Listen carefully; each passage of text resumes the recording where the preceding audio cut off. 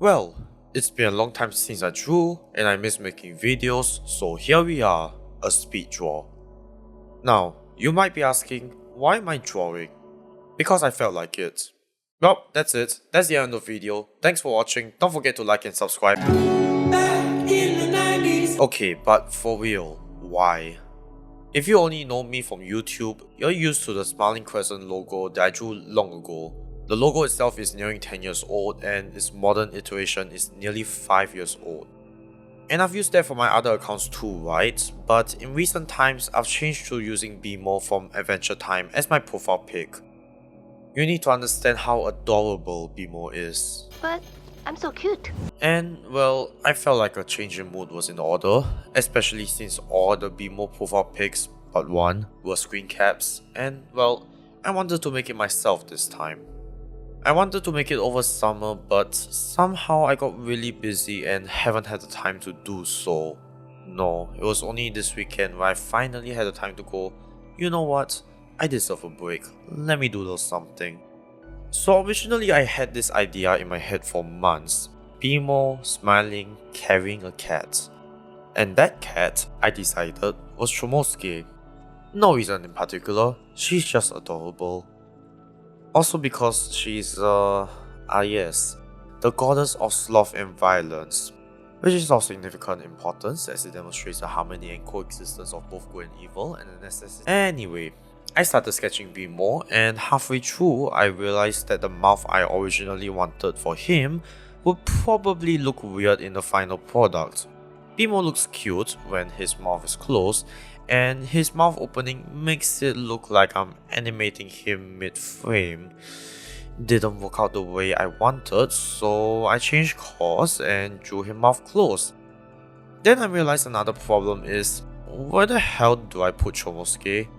Because BMO is small, and I already decided that Chomusuke is smaller than BMO, so I can fit him in the frame. But for BMO to hold her naturally without it looking weird, like this, she would have to cover his face.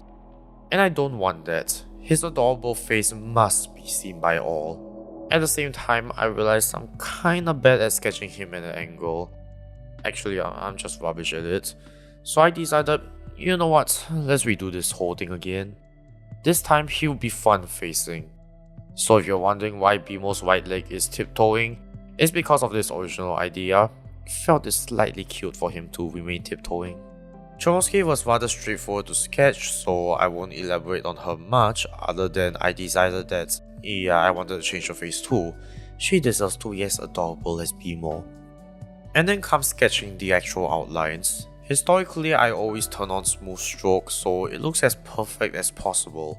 But this time, I wanted to add some jitter to the brush stroke. One reason is because I figured it looks more hand-drawn and natural, which it was.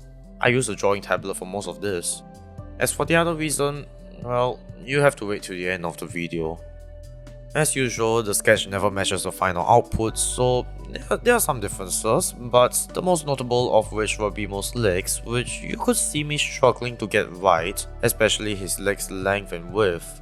But due to space constraints by this point, and by the fact that I'm not an artist, I gave him thinner legs so they look longer, and hopefully, his soles look canonical enough. Up next comes the coloring. I'm not sure how much of a hack this is, but what I've always done, especially for flat color drawings like this, is to take the outline layer of the drawing, duplicate it, and just bucket to the drawing, and use the brush to clean up any leftover artifacts.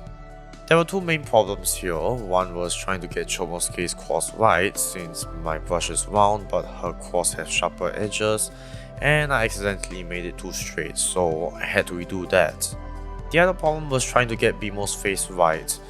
I wasn't sure how to make his expression look more naturally peaceful from changing to a straight brush to changing brush sizes, but I decided that neither were the right way to go, and I eventually settled on what I think captures what I want to express.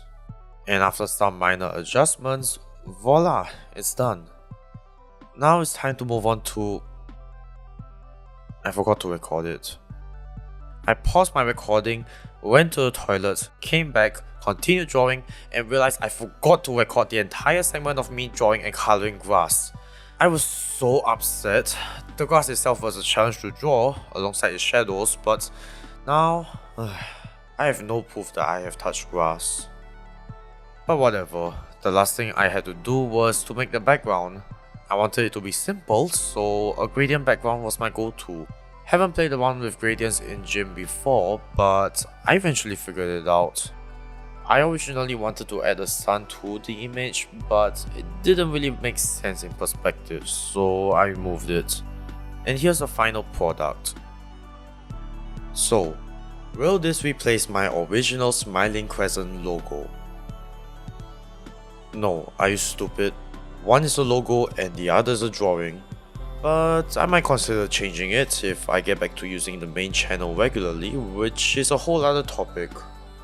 My original plan was to recreate this in Illustrator as I've always done because to me, straight lines always look better than jagged ones, and it's so much easier to control how lines look like in vector arts. But that's not how life goes. Life can get messy and unpredictable, and no amount of control we assert can move what cannot be changed. Sometimes, it's easier to simply let go of perfection and accept the beauty of the mess that lies in front of us.